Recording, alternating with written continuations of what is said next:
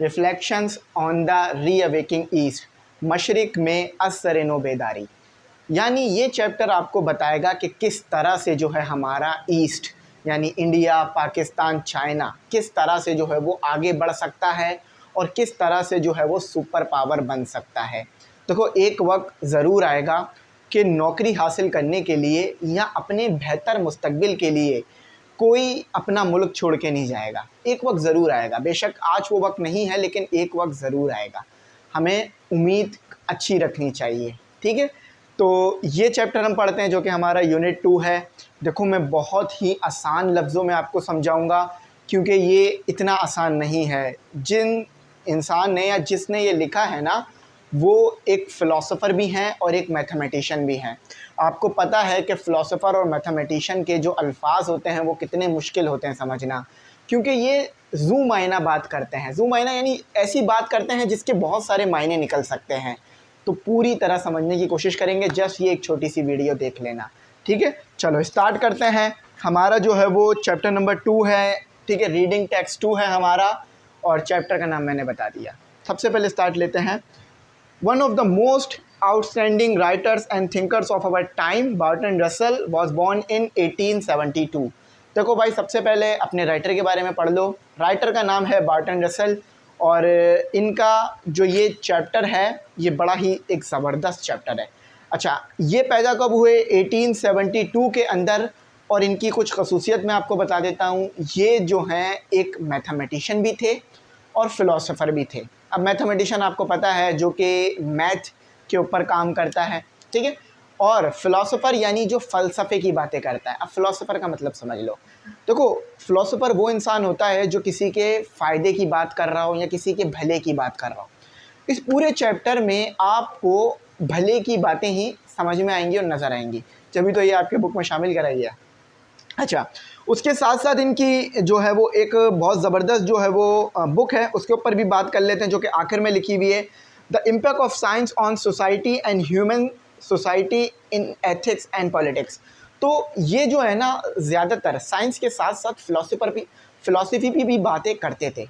अच्छा ये एक नवाब थे, ठीक है। नवाब शख्सियत इंसान थे, ये नवाब थे। लेकिन ये ज़्यादा मशहूर किस वजह से हुए? अपनी फ़िलासफ़ी वाली बातों की वजह से, ठीक है। जो इन्होंने फ़िलासफ़ी पे बुकें लिखी हैं इन चीज़ों की वजह से ज़्यादा मशहूर हुए ये।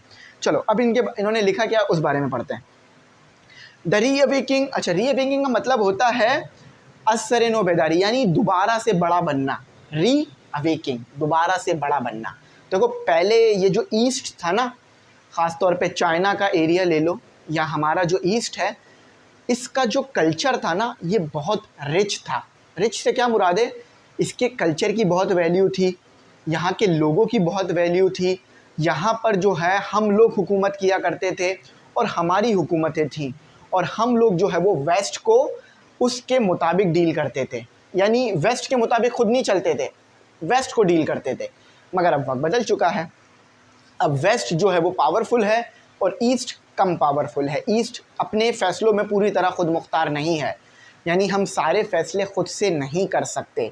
उसकी वजह क्या है? उसकी वजह है इंडस्ट्रियलाइजेशन। यानी वेस्ट के पास जो है वो इंडस्ट्रीज़ हैं, वेस्ट के पास टेक्नोलॉजी है, वेपन्स हैं, वेस्ट के पास पावर है। और ईस्ट के पास अगर है भी तो वो वेस्ट के मुकाबले में उतनी सफिशिएंट या उतनी पावरफुल नहीं है जो कि वेस्ट को हरा सके। बात समझ में आई ना? तो हमें मेहनत करके आगे बढ़ना है। हर इंसान ने अपनी फील्ड में मेहनत करना है। चलो आगे बढ़ते हैं। The reawakening of the East is one of the those enormous movement that can only be properly understood when viewed in a wide historical perspective. देखो भाई अगर आप जानना चाहते हो रीअवेकिंग यानी किस तरह से मशरिक में असर-ए-नो बेदारी आएगी, यानी किस तरह से मशरिक दोबारा बेहतर बनेगा या किस तरह से हम बेहतर थे, तो इसको जानने के लिए सबसे पहले आपने क्या पढ़ना होगा? हिस्ट्री को पढ़ना होगा।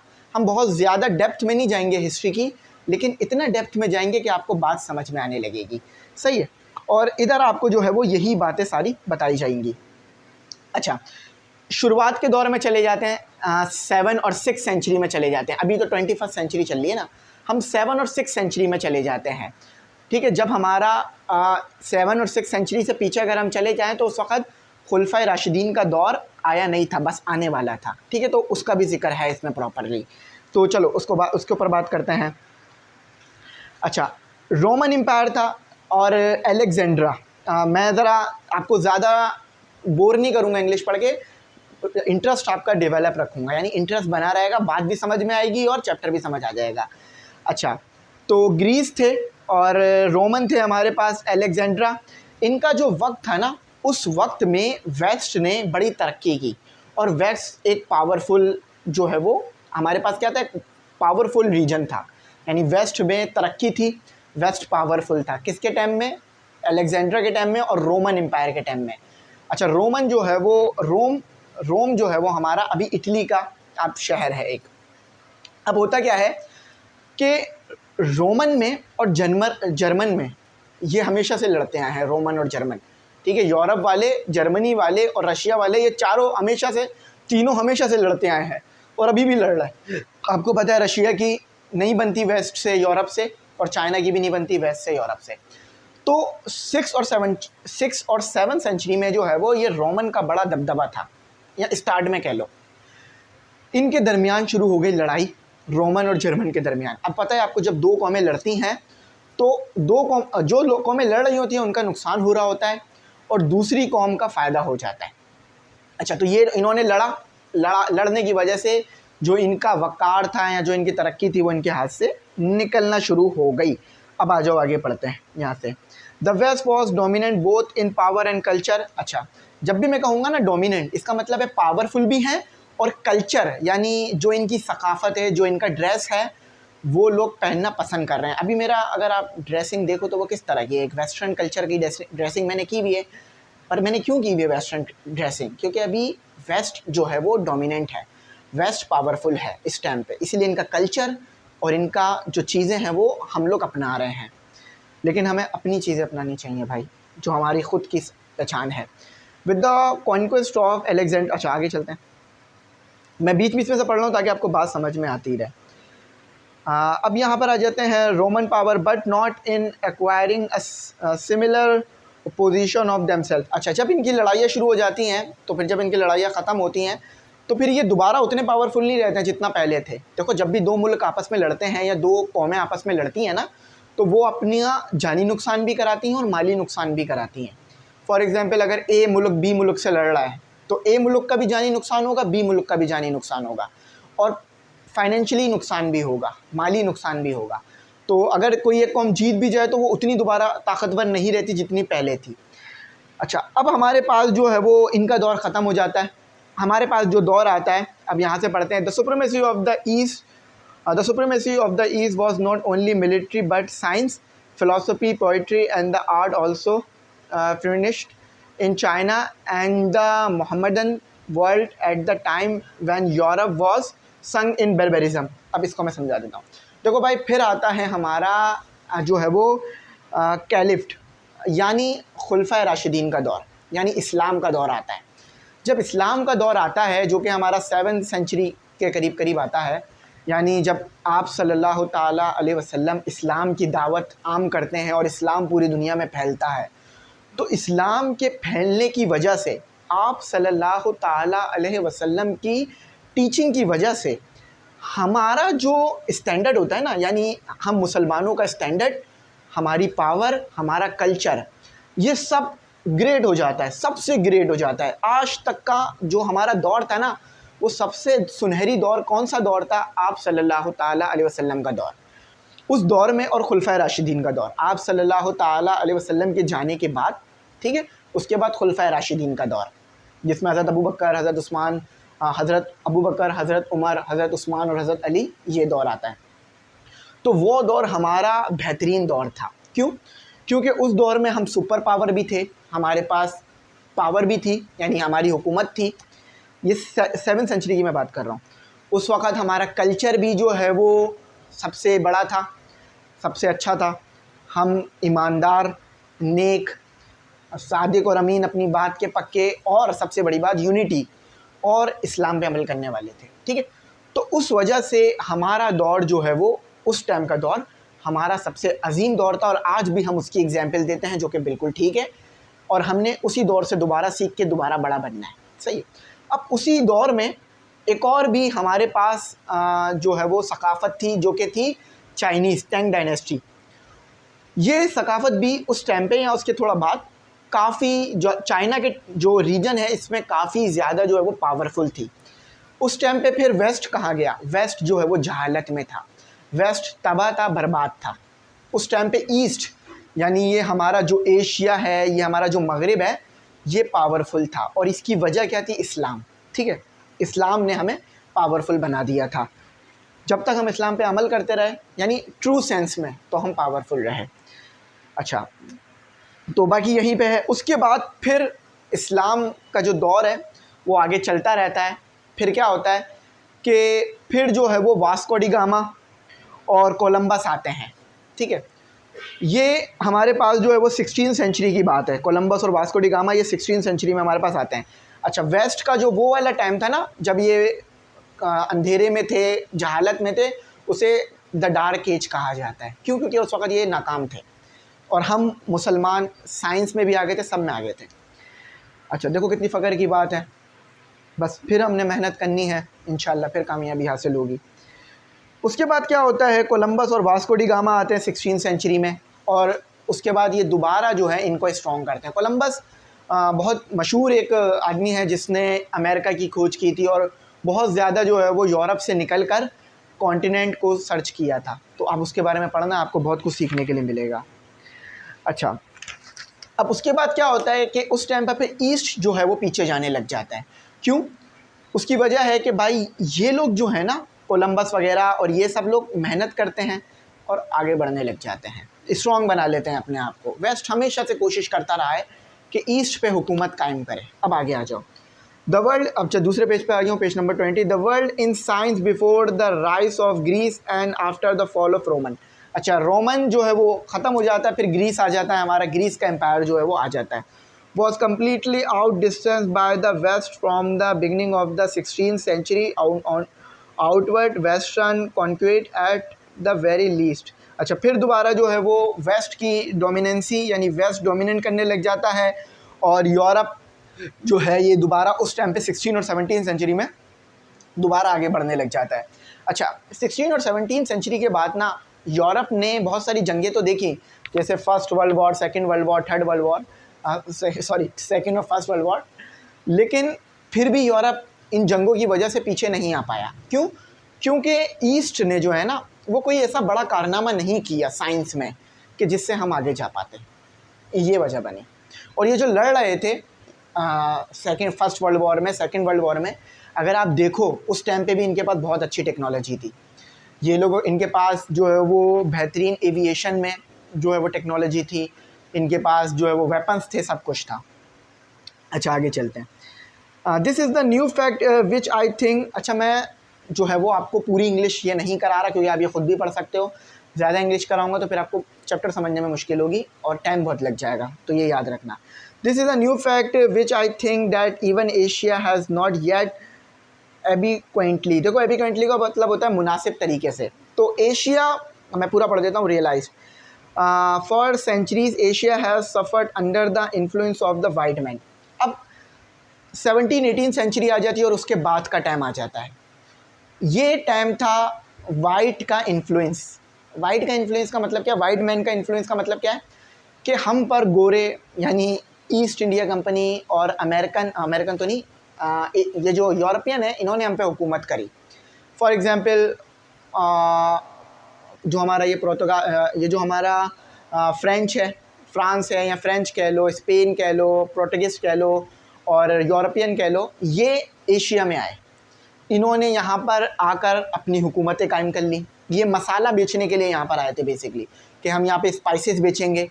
लेकिन फिर इन्होंने ईस्ट इंडिया कंपनी के बारे में पढ़ सकते हो, स्पाइसेस बेचने के नाम पर हम पे हुकूमत जमा ली। ठीक है, और फिर ये काफ़ी टाइम तक हम पर हुकूमत मुख्तलिफ़ तरीक़ों से करते रहे और हमें आपस में लड़ाते रहे। अच्छा, जब ईस्ट इंडिया कंपनी ये लोग यहाँ पर आए तो उस टाइम पर हमारे यहाँ मुग़लों का दौर था। ठीक है, मुग़ल एम्पायर उस वक़्त था। अब आपने कमेंट सेक्शन में बताना है कि लास्ट मुग़ल एम्पायर कौन थे। ठीक है, मुग़ल बादशाह कौन थे लास्ट, जिनके साथ भी बड़ा जुल्म हुआ था। अच्छा, आगे पढ़ते हैं। यूरोपियन मैंने बता दिया। There are, it is a true some remnant of white imperialism to be swept away. The French are reluctant to abandon. अच्छा, तो देखो यूरोप भी हम पे कब्जा करा हुआ था और उस वक्त फिर फ्रेंच भी हमारे ऊपर आकर दावा करने लग गए कि ये जो एशिया है, ख़ास तौर पे ये इंडिया पाकिस्तान वाला एरिया, ये जो है वो फ्रेंच का, यूरोप का और इनका है, और इन्होंने काफ़ी लंबी हुकूमतें करी। यही बात इसमें इन्होंने जिक्र करी है। There is only one imperialism, ठीक है, इम्पेरियलिज्म मतलब साम्राज्य, हुकूमत को कहते हैं, ठीक है, which now offer many menaces to Asia, it is that of Russia. अब देखो रशिया ने भी कुछ ना कुछ कोशिश की कि वो अपनी हुकूमत या अपना जो निज़ाम है वो यहाँ पर ला सके, चाइना में, इंडिया, पाकिस्तान में। अब वो निज़ाम कौन सा था? वो निज़ाम था कम्युनिज़म का। कम्युनिज़म बता देता हूँ क्या होता है। कम्युनिज़म होता है कि हुकूमत के पास या एक पार्टी के पास, पॉलिटिकल पार्टी के पास तमाम मुल्क की जायदाद होगी। यानी देखो समझो ये पूरा मुल्क है, अब इस मुल्क में इतना हिस्सा किसी और का होगा, इतना हिस्सा मतलब ज़मीनें मुख्तलिफ लोगों के पास होंगी, फैक्ट्रीज़ वगैरह। लेकिन अगर कम्युनिज़म आ जाएगी ना तो समझ लो ये पूरा का पूरा मुल्क हुकूमत का है। इसमें जितने भी फैक्ट्रीज़ हैं, जितनी भी इदारे हैं, सब हुकूमत के हैं, चाहे कोई भी फैक्ट्री हो। अभी ऐसा नहीं है, पाकिस्तान में जो प्राइवेट फैक्ट्री है इसका मतलब प्राइवेट है, हुकूमत उसको जब चाहे अपने अंडर नहीं कर सकती। अगर करना है तो एक प्रोसेस फॉलो करना होगा। क्यों? क्योंकि कम्युनिज़म नहीं है यहाँ। यहाँ पर क्या है? यहाँ पर जमहूरियत है, यानी अवाम फैसला करती है कौन हुक्मरान बनेगा। तो इसे हम नेशनलिज्म भी कह रहे होते हैं। तो कम्युनिज़म में क्या होता है? सारी चीज़ें हुकूमत के पास होती हैं। तो रशिया में या यूएसएसआर में ये सोच पाई जाती है और रशिया अभी भी इसी को लेकर आगे चलता है। चाइना में भी थोड़ी बहुत ये सोच है, कम्युनिस्ट, वो लोग कम्युनिस्ट है, यानी सारी चीज़ें हुकूमत की हैं और आप मेहनत करो, आपको हुकूमत पैसा देगी आपकी मेहनत का, लेकिन आपकी चीज़ कुछ नहीं होगी। तो ये कम्युनिज़म वगैरह सारी चीज़ें मैंने यहाँ बता दी। अच्छा, ये कम्युनिज़म जो है ना सिविलाइजेशन के लिए ख़तरा है। क्यों? जब कम्युनिज़म आती है ना तो जो हमारी सिविलाइजेशन होती है वो सब दब जाती है, यानी सारी चीज़ें हुकूमत की हो जाती हैं। हुकूमत जो चाहे फैसला करे, जिसे चाहे आगे बढ़ाए, जिसे चाहे रोक ले। बात समझ आ गई? चलो, what then should an enlightened and impartial spectator hope as regards to develop of Asia? There are some things which it thought in many way regrettable. It is necessary to accept as condition of survival in the modern world. अब यहाँ पर बात आ जाती है कि अगर Asia modern world में survive करना चाहता है तो उसे क्या करना होगा। देखो, अगर एशिया मॉडर्न वर्ल्ड में सर्वाइव करना चाहता है तो उसे जो है वो इंडस्ट्रियलाइजेशन की तरफ जाना होगा। इंडस्ट्रियलाइजेशन क्या?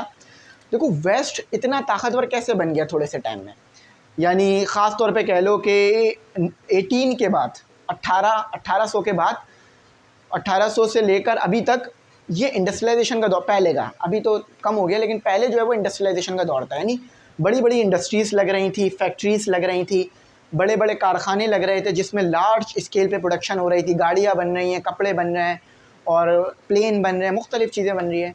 तो जिससे अमेरिका ज़्यादा प्रोडक्शन कर रहा है, यूरोप, अमेरिका, और ज़्यादा मुनाफा हासिल कर रहा है और अपने लोगों को ज़्यादा फ़ायदा दे रहा है और ज़्यादा बेहतर बन रहा है इस दुनिया में। अब अगर एशिया भी बेहतर बनना चाहता है तो उसे भी इसी चीज़ को फॉलो करना होगा।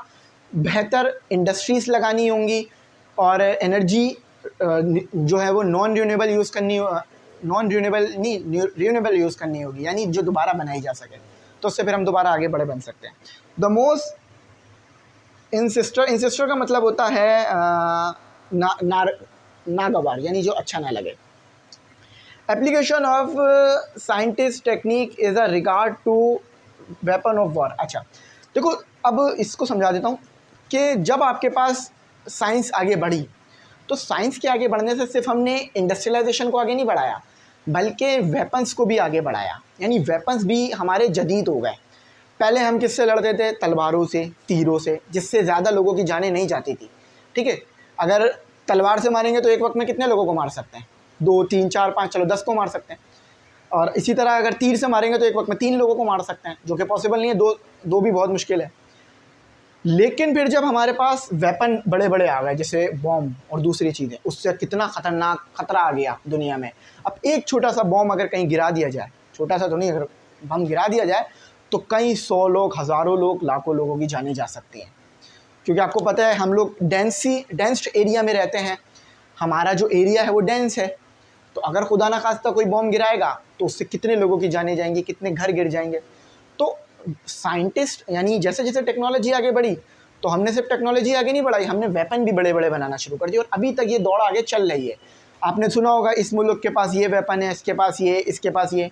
लोग मुल्क फ़ख्र से बताते हैं, वो असल में इसलिए बता रहे होते हैं ताकि दूसरों को डरा सकें, कौमों को, और इस तरह से। अच्छा, मस्ट भी, अच्छा तो यहाँ पर इसमें पूरे में ये लिखा हुआ है। अब आ जाते हैं आगे। It is of course a trifle. Trifle का मतलब होता है आपके पास मामूली। Absurd to speak of Asia is a unity and only opposition of western imperialism has caused people to think in this terms Asia contain half the population of the world. अच्छा, अब यहाँ पर एक बहुत इंपॉर्टेंट बात बताई जाती है कि देखो एशिया में जो है ना, एशिया की जब बात कर रहा हूँ तो मैं इंडिया, पाकिस्तान, चाइना सबको गिन रहा हूँ, ठीक है, और भी जो कंट्रीज़ उनको भी, अफगानिस्तान वगैरह को भी मिला लो। देखो एशिया में ना दुनिया की आधी जो आबादी है वो रहती है। आधी आबादी से क्या मुराद है ये मैं आपको बता देता हूँ। देखो दुनिया के अंदर अगर टोटल 100 लोग हैं तो 50 लोग जो है ना वो कहाँ रहते हैं, एशिया के अंदर रहते हैं, और ख़ास तौर पे चाइना और इंडिया के अंदर। चाइना और इंडिया की आबादी बिलियंस में है, पाकिस्तान की तो अभी भी मिलियंस में है, लेकिन चाइना और इंडिया की आबादी बिलियंस में है, जो कि पूरी दुनिया का 40% के करीब करीब बन जाती है। तो इंडिया और चाइना बहुत ज़्यादा जो है वो आपके पास पॉपुलेटेड है। उसकी वजह क्या है कि वहाँ ग्रीनरी है और वहाँ पर जो है वो ज़र्रात है। तो जहाँ पे ज़र्रात होती है वहाँ पर आबादी तेज़ी से बढ़ती है, क्योंकि भाई खुशहाली आती है जब बारिश हो रही है, खेती बाड़ी हो रही है। इसलिए पाकिस्तान की आबादी भी एक तरह से ज़्यादा है, क्योंकि यहाँ भी ज़राई मुल्क है पाकिस्तान। इसमें भी पूरी यही बात हो रही है। मॉडर्न कॉस्मोपॉलिटिज़म, देखो कॉस्मोपॉलिटिज़म का मतलब होता है ऐसी जगह जहाँ मुख्तलिफ लोग रहते हों। अब इसकी वजह क्या, मैं नहीं बताता हूँ। देखो बात ये कर रहे हैं वो कि जैसे जैसे हमारा दौर आगे बढ़ रहा है कॉस्मोपॉलिटिज़म हो रहा है। फॉर एग्जांपल आप लंदन चले जाओ, दुनिया का हर आदमी आपको वहाँ मिलेगा ही मिलेगा। पाकिस्तान में ऐसा नहीं है, मतलब कराची में आपको ऐसा नहीं है कि अंग्रेज़ भी घूम रहे हैं, अफ्रीकन भी घूम रहे हैं, अमेरिकन भी घूम रहे हैं, और वेस्टर्न, फ्रेंच, पोर्तुगीज़ सब घूम रहे हैं।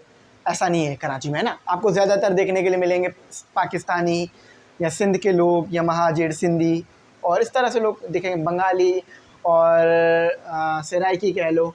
इसके अलावा हमारे हज़ारवाल, पठान, बलूच भाई, और इसके अलावा हमारे बिहारी भाई, और मैं जिनका नाम नहीं ले सका भाई सॉरी। तो हम सब लोग यहाँ पर रह रहे हैं अमन सुकून से और भाईचारे से, लेकिन फिर भी कम हैं। अगर हम गिन ले तो कुछ 15-20 बनेंगे कम्युनिटी। लेकिन आप चले जाओ अब लंदन, लंदन में आपको हर नस्ल का बंदा मिलेगा, हर नस्ल का इंसान मिलेगा, हर ज़ुबान का, हर मज़हब का, हर फ़िरके का मिलेगा। क्यों? क्योंकि वहाँ पर हो रहा है कॉस्मोपॉलिटिज़म, यानी वहाँ पर हर जगह से ताल्लुक़ रखने वाला इंसान आ रहा है पढ़ने के लिए, काम करने के लिए, दूसरी चीज़ों के लिए। तो इसीलिए उसको बोलेंगे कॉस्मोपॉलिटिज़म। तो अब ये क्यों हो रहा है? क्योंकि देखो मशीन वाला एरिया है, यानी मशीन का एरा है। मतलब यहाँ मशीनें बनाई जा रही हैं, लोग पढ़ने के लिए आ रहे हैं मशीनों के बारे में, ताकि वहाँ से पढ़ के अपने मुल्कों में जाके मशीनें लगा सकें। क्योंकि आपको पता है अगर आपको बड़ा आदमी बनना है, यानी हायर डिग्री हासिल करनी है, तो आपको यूरोप जाना पड़ रहा होता है। जर्मनी, जापान, चीन वगैरह, ये तो यूरोप नहीं है, लेकिन ख़ास तौर पे अपना ले लो इंग्लैंड ले लो, और इसके अलावा हॉलैंड ले लो, इसके अलावा अपना स्विट्ज़रलैंड ले लो, ये सब यूरोप में आ रहे होते हैं, ठीक है। फ्रांस वगैरह आपको जाना पड़ रहा है हायर स्टडी के लिए। तो इसी वजह से वहाँ पे आपको इस तरह से हर कोई देखने के लिए मिल रहा है। अगर एशिया चाहता है कि वो आगे बढ़े तो उसे इस चीज़ को फोकस करना होगा। अच्छा, अब आखिर में मैं थोड़ी चीज़ें पढ़ देता हूँ, फिर मैं ख़त्म करता हूँ। अच्छा देखो, मैंने इसे समराइज़ करके पढ़ा है, मैंने इसे बहुत ज़्यादा खोला नहीं। अब उसकी वजह यह है कि बहुत ज़्यादा ना खोलने की, कि एक बड़ा मुश्किल चैप्टर है, तो वर्ड टू वर्ड पढ़ता तो बहुत टाइम लग जाता, कम से कम भी 2-1.5 घंटा या इस तरह से लगता समझाने में। तो टाइम शॉर्ट रखने के लिए मैंने इस तरह से आपको पढ़ाया। अब ये बोलते हैं आखिर में कि अगर एशिया चाहता है कि वो आगे बढ़े तो एशिया को अपने कल्चर पर, समराइज़ करके बता रहा हूँ, अपने कल्चर पर फोकस करनी होगी। यानी हमारा जो कल्चर है हमें उसे पूरी तरह अपनाना होगा। हमारा कल्चर क्या है? हमारा कल्चर भाई इस्लाम है, ठीक है। इस्लाम हमें कल्चर देता है पूरा, कि भाई किस तरह से रहना है, उठना है, बैठना है, आगे जाना है। और मशीन यानी साइंस को हमने अपनाना होगा। साइंस को क्यों? क्योंकि भाई हम ज़्यादा से ज़्यादा मशीनें लगाएं, ज़्यादा से ज़्यादा इंडस्ट्रियलाइजेशन करें, ज़्यादा से ज़्यादा जो है वो बेहतर एनर्जी के सोर्सेज हासिल करें, सस्ती एनर्जी हासिल करें, non renewable energy sources renewable energy sources हासिल करें, यानी जो दोबारा हासिल किए जा सकें, जिससे हम फिर आगे बढ़ सकते हैं। और वेस्ट की अगर हम डोमिनेंट को ख़त्म करना चाहते हैं तो वो इसी तरह से पॉसिबल है कि हम यूनिटी में आ जाएं, एक हो जाएं। क्योंकि अभी तक हम एक नहीं हैं। अब एक नहीं है से क्या मुराद है भाई, हमें कहीं ना कहीं जो है वो थोड़ा बहुत दरार है, थोड़ा बहुत तो नहीं कहूँगा, मतलब हम लोग एक मुद्दे पे आके नहीं रुक पाते, हम लोग अलग अलग बातें कर रहे होते हैं। जबकि वेस्ट में ऐसा नहीं है। देखो वो पूरा यूरोप एक है, वो पूरा अमेरिका एक है, तो वो लोग जो है वो यूनिटी को बड़ा फोकस करते हैं, क्योंकि उन्हें पता है कि अगर हम यूनिटी में होंगे तो ही हम आगे बढ़ेंगे, वरना नहीं। तो हमें भी इस चीज़ को फॉलो करना होगा। तो आई होप इसको यहीं पे रखता हूँ, बात समझ में आई होगी। अगर आपको ऐसा लग रहा है कि चैप्टर अच्छा नहीं हुआ है तो भाई कमेंट सेक्शन का इस्तेमाल करके मुझे बताना, मैं आपको वर्ड टू वर्ड भी पढ़ा दूंगा। वर्ड टू वर्ड भी यही बात है, लेकिन फिर उसमें हम मज़ीद हार्ड वर्डों का इस्तेमाल कर लेंगे और अच्छी तरह पढ़ लेंगे। ठीक है, कमेंट सेक्शन का इस्तेमाल करके बताओ, कुछ समझना आया हो तो पूछ लेना, मैं गाइड कर दूंगा। Thanks for watching. अल्लाह हाफिज़। कीमती दुआओं में ज़रूर याद